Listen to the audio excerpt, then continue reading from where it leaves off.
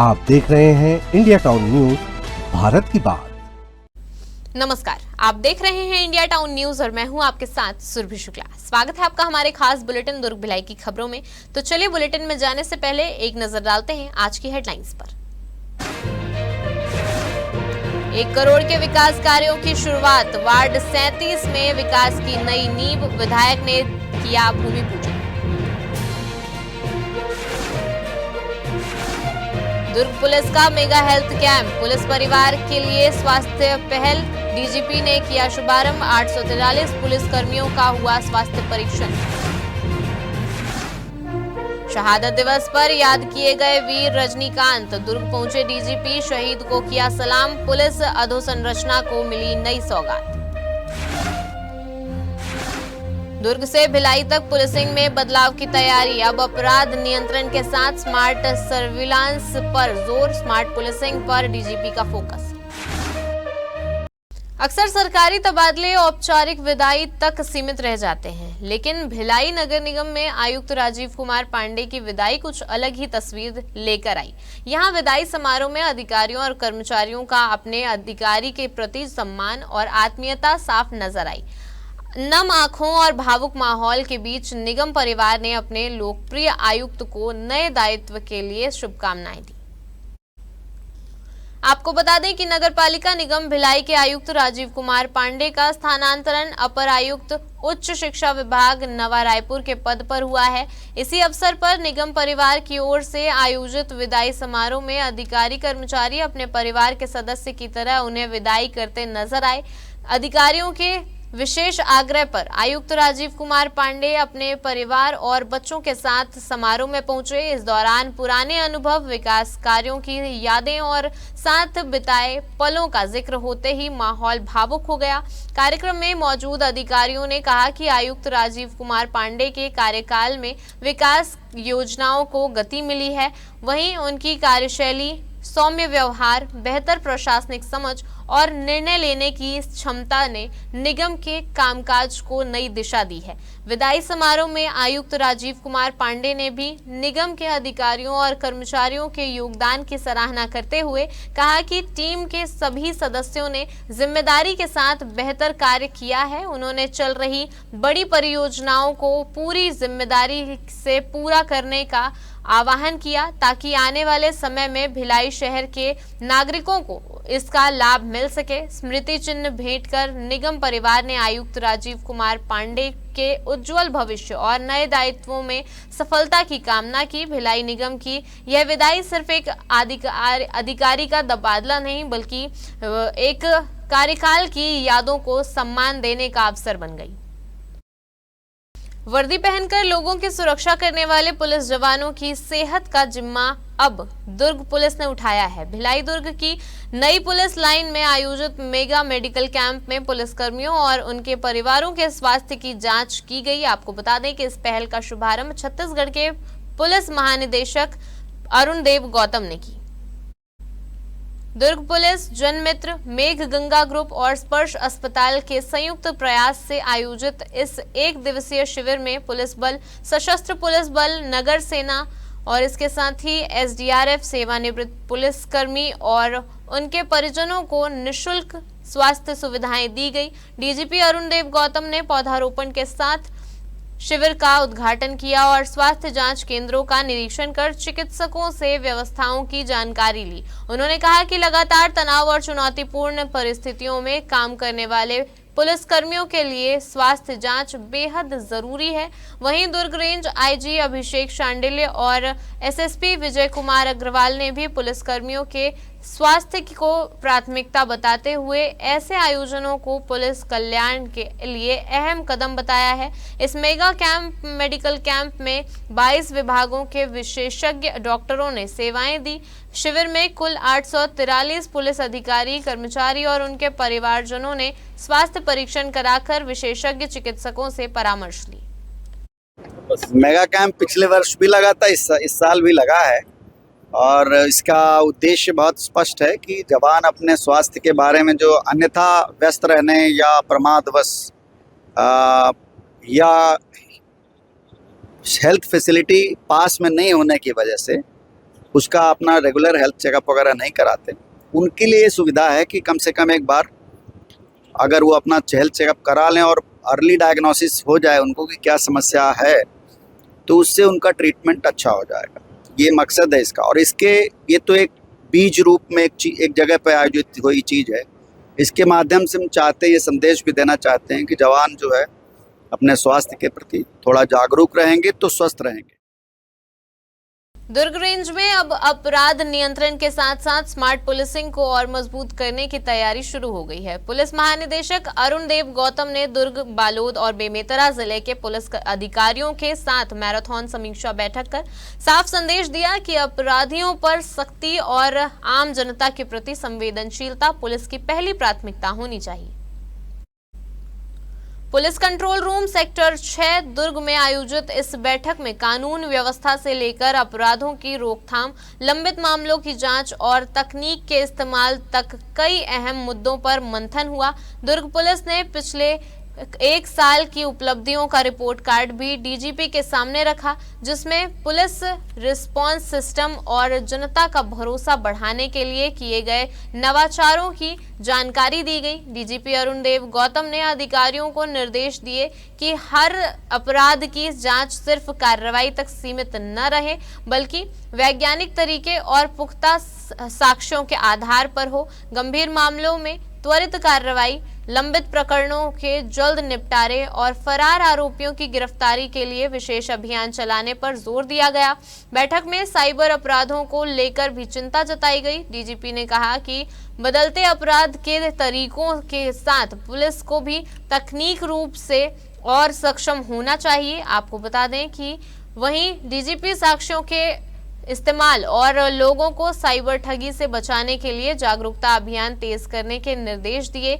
समीक्षा बैठक के बाद डीजीपी ने दुर्ग पुलिस कंट्रोल रूम में बने इंटीग्रेटेड ट्रैफिक मैनेजमेंट सिस्टम यानी ITMS का निरीक्षण किया। यहां उन्होंने कैमरों की निगरानी, ऑटोमेटेड ट्रैफिक मॉनिटरिंग, ई-चालान और डिजिटल ट्रैफिक कंट्रोल सिस्टम की कार्यप्रणाली को समझा।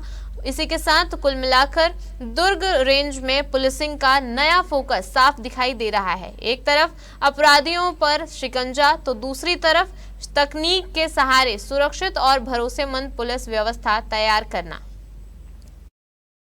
कर्तव्य की राह पर शहीद हुए जवानों का सम्मान और पुलिस व्यवस्था को आधुनिक बनाने की दिशा में छत्तीसगढ़ पुलिस लगातार आगे बढ़ रही है। आपको बता दें कि दुर्ग प्रवास के दौरान पुलिस महानिदेशक अरुण देव गौतम ने जहां पुलिस सुविधाओं से जुड़े विकास कार्यों का लोकार्पण किया, वहीं शहीद रजनीकांत की 17वीं पुण्यतिथि पर पहुंचकर उनके बलिदान को नमन किया।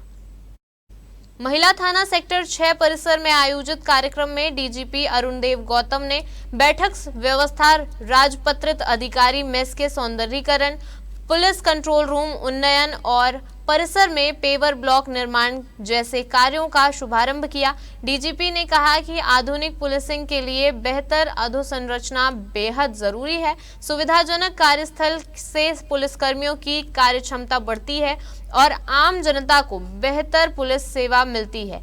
इसके बाद डीजीपी ने नेवई थाना क्षेत्र के जोहार चौक रिसाली पहुंचकर मदनवाड़ा नक्सल घटना में शहीद हुए जवान रजनीकांत की 17वीं पुण्यतिथि पर श्रद्धांजलि अर्पित की। उन्होंने शहीद स्मारक पर पुष्प चक्र चढ़ाकर उनके साहस, समर्पण और राष्ट्र सेवा को याद किया।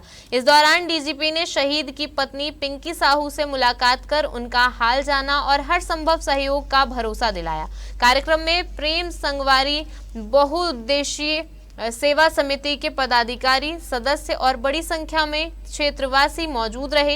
एक ओर पुलिस को मिल रही आधुनिक सुविधाएं तो दूसरी ओर शहीदों के बलिदान को सहेजने का संकल्प, यही है दुर्ग पुलिस की नई तस्वीर।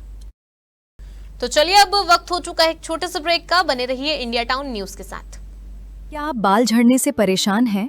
अब अपनाइए प्रकृति की शक्ति, पाइए घने चमकदार बाल और खूबसूरत दमकती त्वचा। प्रकृति का वरदान Rukhsana shine herbal beauty combo kit, प्राकृतिक जड़ी बूटियों से तैयार। अब पाइए खूबसूरत चमकते बाल और त्वचा। हर्बल गुणों से भरपूर ये कॉम्बो आपके बालों और त्वचा की देखभाल में मदद करता है। अब उपलब्ध Amazon, फ्लिपकार्ट और नीचे दिए गए लिंक पर। अभी ऑर्डर करें और हर्बल केयर का अनुभव लें। रिसाली नगर निगम क्षेत्र के जोरा तराई में विकास की रफ्तार अब और तेज होने वाली है। वार्ड क्रमांक 37 में करीब 1 करोड़ रुपए की लागत से होने वाले विभिन्न विकास कार्यों की शुरुआत दुर्ग ग्रामीण विधायक ललित चंद्राकर ने भूमि पूजन और लोकार्पण के साथ की।